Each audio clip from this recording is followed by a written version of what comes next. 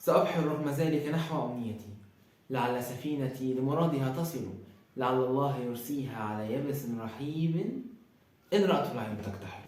بسم الله تعالى بسم الله نصير وإلى الله المنتهى وإلى الله المصير. وأهلا وسهلا بكم مرة تاني فيديو جديد ورمضان كريم عليكم. يا ترى تعمل إيه لو أنت مراكم كل اللي فات؟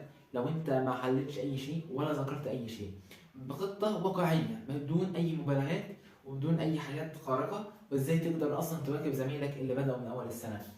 مبدئيا زي ما انت عارف للاسف انت كده هتبدا متاخر، بس ده مش معناه ان انت مفيش امل، لا في امل ان شاء الله، وباذن الله هتقدر تحقق حلمك، ولكن محتاج منك شويه جديه، ومحتاج منك انك تكون جد كلمتك وتاخد عهد على نفسك انك تلتزم بكل اللي هيتقال في الفيديو ده. فاول خطوه لازم اقولها لك اللي انت لازم تخف صياح، ممنوع صياح خالص، لان دلوقتي السوشيال ميديا كلها بقت منشورات صياح، الحقوني الحقوني الحقوني. لا كفايه منشورات صياح، لان الصياح ده مش هيفيدك ومش هيضيف لك حاجه، ده بالعكس ده هيأثر عليك اكتر واكتر. تاني حاجه ودي اهم شيء، احذف اي شيء ليه علاقه بالسوشيال ميديا، لان السوشيال ميديا هي اللي بتضيع وقتك يا صديقي. فانت ما ينفعش تخلي اي حاجه ليها علاقه بالسوشيال ميديا على تليفونك، سواء فيسبوك، تيك توك، انستجرام، اي حاجه ليها علاقه بالحاجات دي ممنوع اصلا تكون على تليفونك، لازم تحذفها.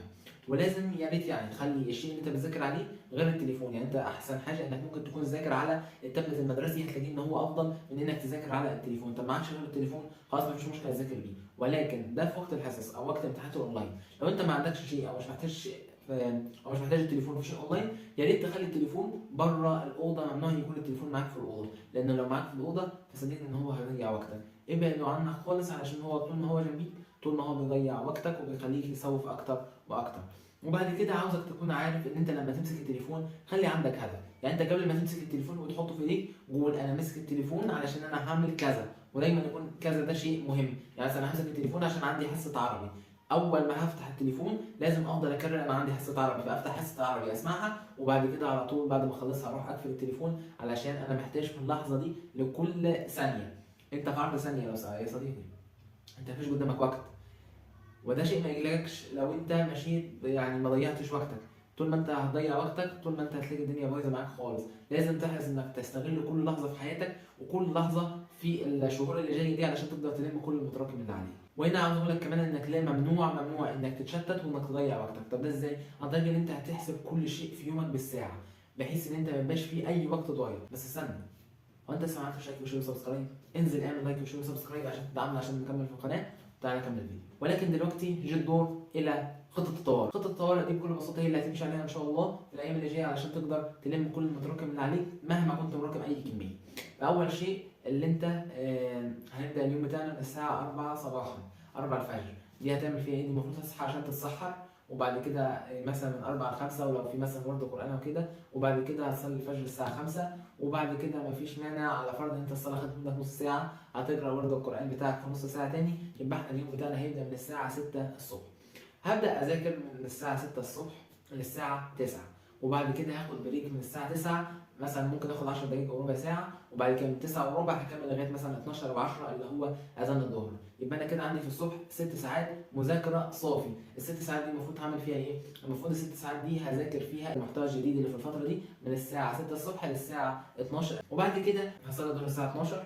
على فرض انك هتقرا برضه قران او هتريح او اي شيء في النص، هتبدا الساعه 1 من الساعه 1 للساعه 3 ونص، معاك ساعتين ونص. ساعتين ونص دول هتبدا تذاكر فيهم المتراكم اللي عليك، وبعد كده هتصلي العصر الساعه 3 ونص، وعلى فرض هتبدا تذاكر من الساعه 4، فمن الساعه 4 للساعه مثلا 5 ونص ادي معاك ساعه ونص تاني هتذاكر فيها المتراكم. بعد كده على فرض انك من اذان المغرب لغايه الساعه 9، فانت على فرض هتفطر وهتقرا برضه القران وهتصلي التراويح وما الى ذلك، وبعد كده معاك من الساعه 9 الى الساعه 11 هتخلص كمان تحل المتراكم. يبقى انا كده معايا التراكمات، معايا كام ساعه؟ معاك تقريبا 5 ساعات انك تذاكر فيهم المتراكم.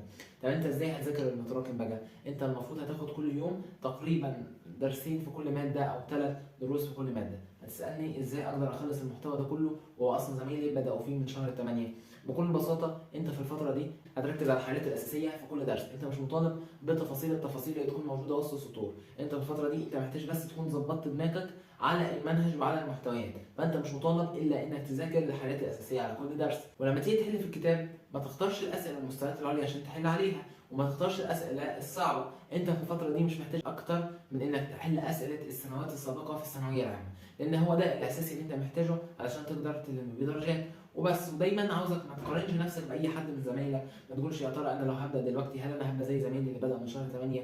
سيبك من نقطه المقارنات، لان المقارنات كل اللي فيها اللي هي بتحبطك وما تخليكش تتقدم ولا خطوه. فانت المفروض ما تقارنش نفسك بحد، وانت ما فيش في ايديك غير انك تسعى. يعني انت كل ما هتسعى كل ما ربنا هيكرمك. انسى افكار الاحباط وافكار انت مش هتوصل. انت لو بدات من دلوقتي هتوصل.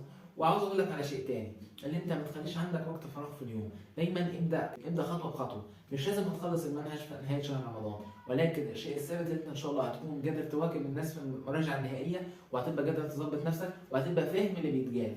عمرك ما هينفع انك تلم اللي عليك في المراجعه النهائيه وانت اصلا ما بصيتش عليه طول السنه.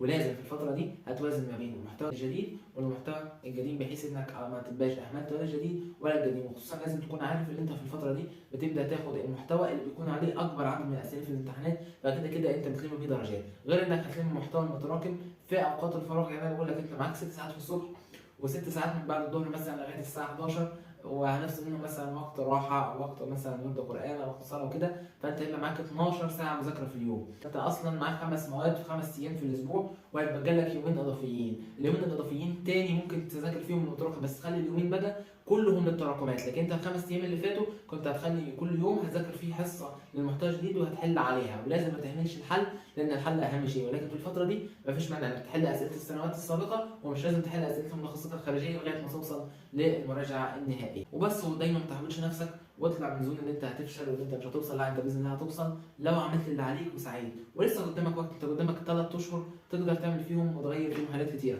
ولكن انت مش مطلوب منك غير انك تسعى. بعد الفيديو ده لو سمحت اوعى تنزل اي منشور صياح، واوعى تصيح تاني، واوعى تكتب ازاي يا جماعه اذاكر. انت المفروض هتبدا تذاكر من اللحظه اللي انت تسمع فيها الفيديو. ما تاجلش لبكره ولا تقول لما اعمل جدول انا مش عارف لما اعمل ايه. انت المفروض هتذاكر حالا. يعني انت اقفل الفيديو من هنا وروح افتح الكتاب وذاكر وابدا باي ماده، لان انت المفروض لو انت عايز فعلا تحقق حلمك لازم تبدا من دلوقتي. ودايما حط في دماغك احسن فيما بقى، فلربما تجزى عن الاحسان بالاحسان. وكده نكون وصلنا لنهايه الفيديو. اتمنى لكم التوفيق. لو عجبك الفيديو طبعا ما تنساش لايك وشير وسبسكرايب، واي شيء تحتاجه مني طبعا اكتب لي في التعليقات وتحت امرك. وربنا يجبر بخاطركم وكلكم تحققوا احلامكم. اتمنى لكم التوفيق. ما تنسوش تصلوا على رسول الله عليه الصلاه والسلام. السلام عليكم ورحمه الله وبركاته.